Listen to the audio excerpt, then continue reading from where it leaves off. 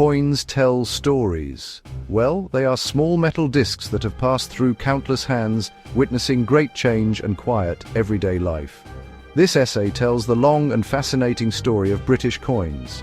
It is a journey that starts more than 2,000 years ago, with the very first pieces of metal used as money in Britain. We will travel step by step through time, from the Iron Age to the present day.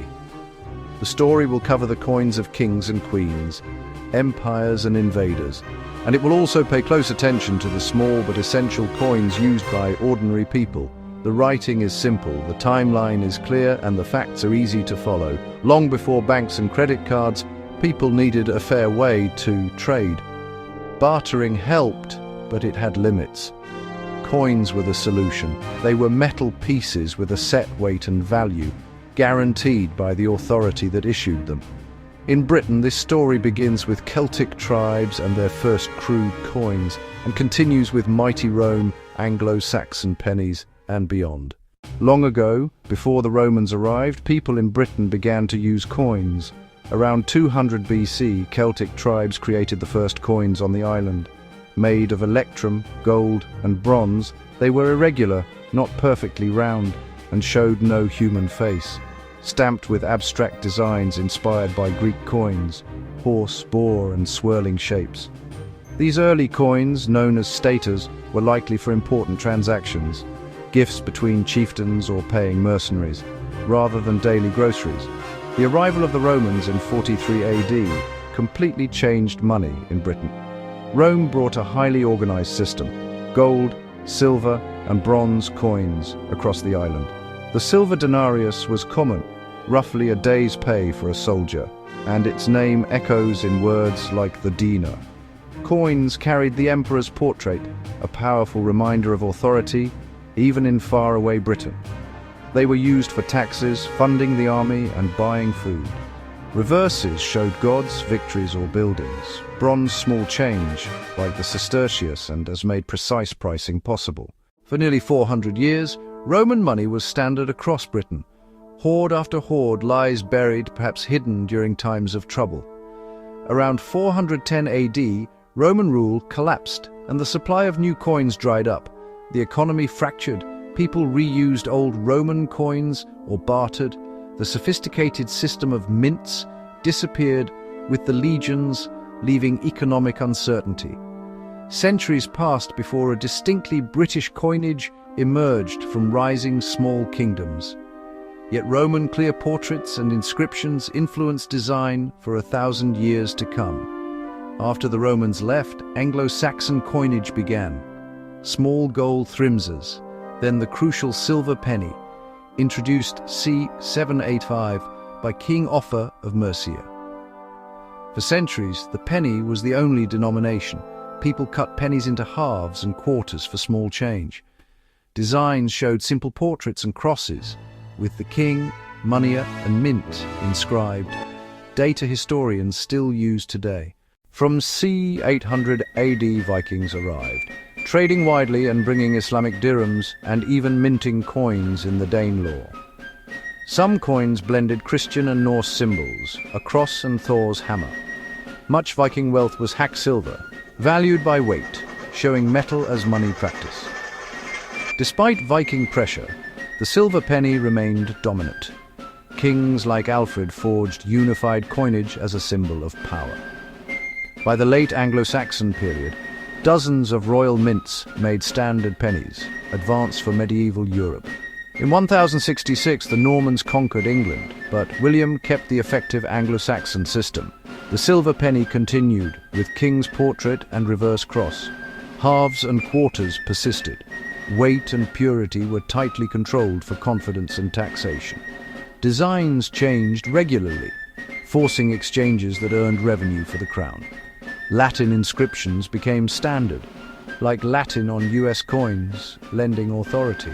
In 1279, Edward I added new denominations: the groat, 4 pence, halfpenny and farthing, proper round small change, and extended the cross to the edge to deter clipping. The Tudor period, from 1485, brought wealth and art, reflected in its coins. Henry VII launched the gold sovereign in 1489, worth 20 shillings, designed to impress and signal stability. Henry VIII debased coinage to fund wars and luxury. Worn silver revealed copper, earning him the nickname Old Copper Nose. Elizabeth the Vulm restored quality, rebuilding confidence. Small silver, halfpenny, penny, threepence, sixpence kept the economy moving. The Stuarts saw a leap in technology. Machinery replaced hand hammering, producing round, detailed coins with decorated edges. Civil War chaos birthed remarkable money. Both sides struck coins. Besieged towns issued odd-shaped siege pieces from melted plate. After Charles I's execution, stark Commonwealth coins showed shields and English inscriptions, no king. With the Restoration, royal portraits and Latin returned. Under Charles II, machine-made coins became standard. Milled coins, made by screw press, were far more uniform and detailed than hammered pieces, ushering in modern quality. The Georgian era, from 1714, saw industrial growth and empire. Demand for small change surged as silver grew scarce. The royal mint couldn't keep up. Towns and businesses issued copper tokens widely accepted in trade. In 1797, the mint struck huge copper pennies and twopences, nicknamed cartwheels. After the Napoleonic Wars, the 1816 Great Recoinage reset the system and put the pound on a gold standard. The sovereign returned with Pistrucci's St. George design, still used on modern British gold coins. Standardized silver coins, shilling, florin, half-crown, served for over a century. Victorian coins traveled the empire, changing portraits helped date them, much like evolving Lincoln portraits on the US penny. In 1860, heavy copper gave way to lighter bronze. The bunhead penny became iconic. Tiny silver threepence even appeared in Christmas pudding. A coherent gold-silver-bronze system powered Victorian prosperity at home and abroad. It really was a remarkable time. In 1914, people turned in gold sovereigns. Gold vanished from circulation, and the gold standard link was suspended. War-strained metal supplies. Silver costs soared. In 1920, silver content in coins dropped from 92.5% to 50%. Post-WTO debts and needs led to removing silver entirely in 1947. Shillings and florins became cupro nickel. Designs evolved. Edward VII, George V, Edward VIII, patterns only. George VI, then Elizabeth II in 1953. In 1937, the chunky 12-sided brass threepence replaced the tiny silver one, easy to identify by touch, unlike all-round US coins. The farthing, last 1956, withdrawn 1960, and later the halfpenny lost purchasing power and disappeared. The old system, 12 pence to a shilling, 20 shillings to a pound, felt outdated, setting the stage for the biggest change in a millennium. The most radical change came on February 15, 1971, Decimal Day. Britain switched from pounds, shillings, pence to a decimal system. 1 pound equals 100 new pence. A national campaign eased the change. The US had been decimal since 1792. Britain was catching up. New 5p and 10p matched old shilling and florin. A 7-sided 50p replaced the 10-shilling note. On Decimal Day, bronze 1p, 2p, and a halfpenny arrived. Old and new coins circulated together for a while. Old pennies and threepence were withdrawn. The beloved sixpence lingered, valued at 2.5 new pence until 1980. Since decimalisation, coins evolved.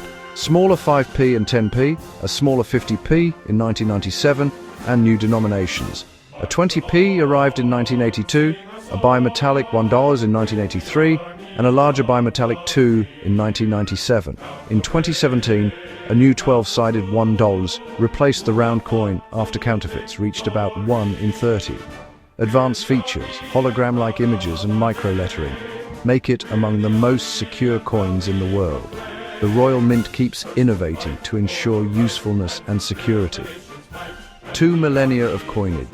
Iron Age abstraction, Roman power, Anglo-Saxon unity, Tudor grandeur. Each coin is a miniature document, showing monarchs' technology and economics of its time.